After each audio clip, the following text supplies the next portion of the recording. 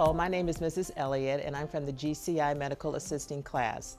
I teach both MA1 and Advanced MA. The most important part of my program is that after students take the 2-year program, they will graduate and be able to become registered medical assistants. This will make them employable immediately upon completion of their work-based learning and also right out of high school. This class offers many certifications, many hands-on skills, and puts them at the top of their game.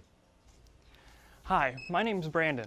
I'm a Year 1 student in medical assisting at GCI, and I am extremely excited about the foundation that this program has provided me, and I hope you take that same decision as well. Hi, I'm Kayla, and it's my first year at a medical assisting class here at GCI, and I'm really excited to take this class to get my foot in the door for future medical courses in the college setting.